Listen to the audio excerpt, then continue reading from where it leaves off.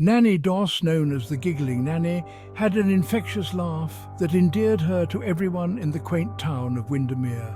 She was one of Alabama's most notorious female serial killers. Her real name was Nancy Hazel, but history remembers her as Nannie Doss.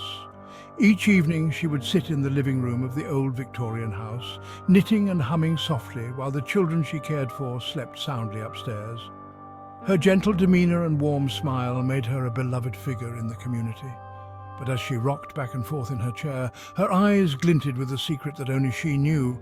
Beneath the facade of kindness, she harbored a dark, sinister nature. Her early life was far from the idyllic existence she now portrayed. Born into a chaotic household, she was the overlooked middle child in a family of 6. Her childhood was rough, and education was sporadic, as James often kept her and her siblings out of school to work the fields. Her father, a distant and stern man, rarely acknowledged her, while her mother was overwhelmed and often neglectful. At 7, Nannie suffered a head injury that she later claimed contributed to her murderous impulses. During her teens, Nannie's social interactions were heavily restricted by her father, who forbade her from attending social or church activities. From a young age, Nannie Doss, Nancy Hazel, found solace in controlling the small creatures she encountered, her laughter a mask for her growing obsession with power and dominance. As she grew older, her fascination with control extended to those around her.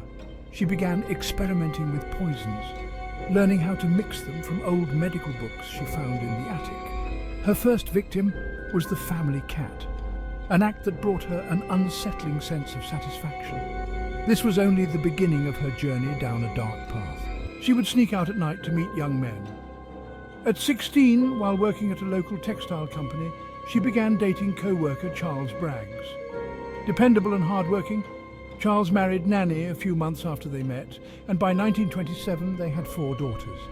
Their marriage started well, but soon deteriorated into drinking binges and extramarital affairs. In 1927, their 2 middle daughters died of suspected food poisoning, an event now believed to mark the beginning of Nannie's killing spree. Charles left Nannie, taking their oldest daughter, Melvina, while the youngest, Florine, stayed with her mother. Her first marriage ended in divorce, but the next 4 would end in unnatural deaths. Seeking her second husband, she turned to Lonely Hearts Clubs, meeting Frank Harrelson, an abusive alcoholic. After 16 years of abuse, Nannie decided Frank was excess baggage. But first she murdered her young grandchildren. Melvina, her oldest daughter, had a boy, Robert, and a baby girl who died mysteriously while Nannie was rocking her in the hospital. Melvina, in a drug-induced haze, thought she saw her mother stab the baby with a stick pin. 6 months later, Robert died of asphyxia while in her care, and she collected a life insurance payout. Nannie poisoned Frank in 1945 and fled the state, next appearing in North Carolina, where she married Arlie Lanning after knowing him for 2 days. Publicly, Nannie was a respectable married woman and an active church member. When Arlie died after several days of severe illness, Nannie was treated with sympathy.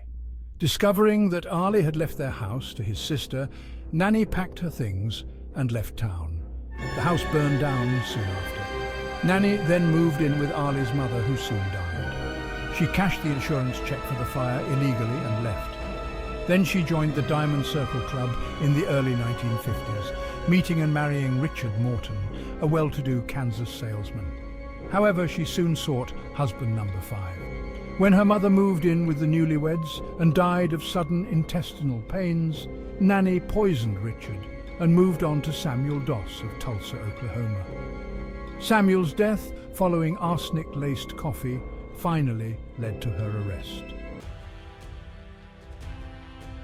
Seeking a fresh start, Nannie Doss moved to the small town of Windermere, where her charm and seemingly endless cheerfulness quickly won over the townsfolk. She found employment as a nanny for the Thompson family, caring for their 2 young children, Emily and Jack.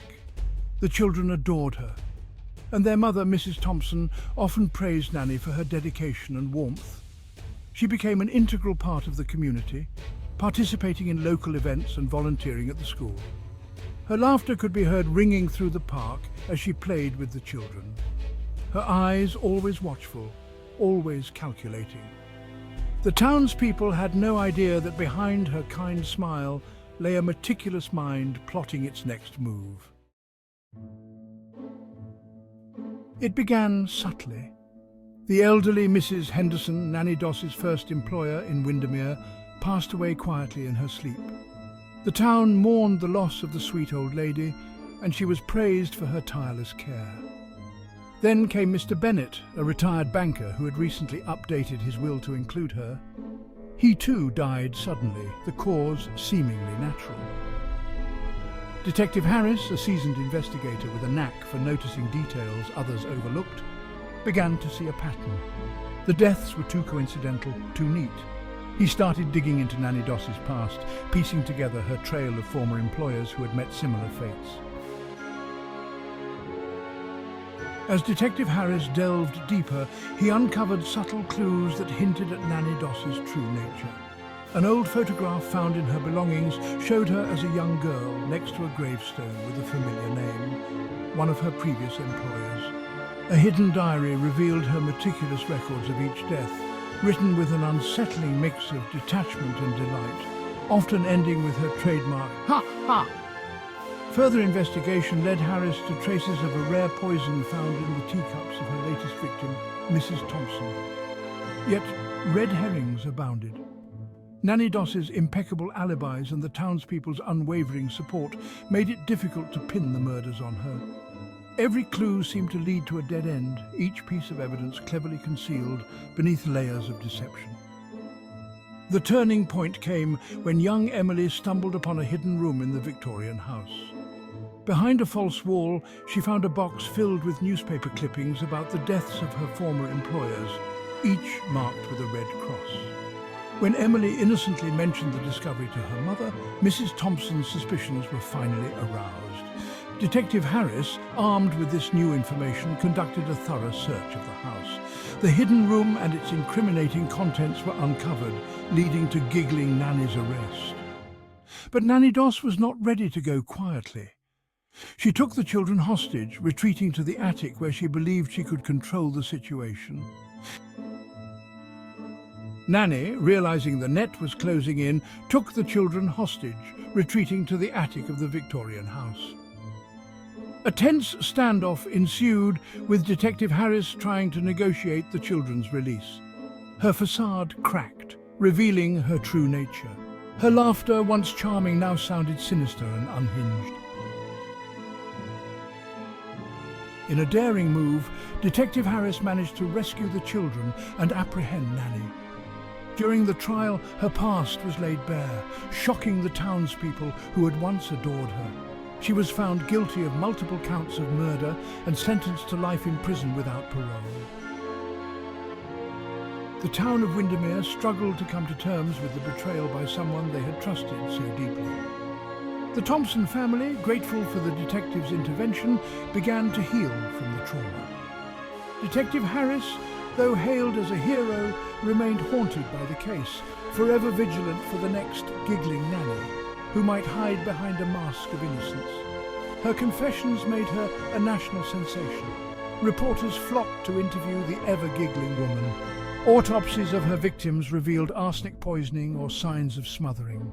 Nannie was declared sane, pleaded guilty to murder, and was sentenced to life in prison. She died of leukemia in 1965, never admitting to killing any of her biological family members. Nannie Doss's story, The Giggling Nanny, serves as a chilling reminder of the darkness that can lurk beneath a cheerful exterior. It underscores the importance of vigilance and the need to look beyond appearances, for true evil often hides in plain sight. If you enjoyed this chilling tale of the Giggling Nanny and want to hear more gripping true crime stories, be sure to hit the like button and subscribe to our channel. Don't forget to click the bell icon to get notified whenever we upload a new video. Share your thoughts on this story in the comments below. What do you think drove Evelyn to commit such heinous acts? And what other true crime stories would you like to hear about next? Thanks for watching and stay safe out there.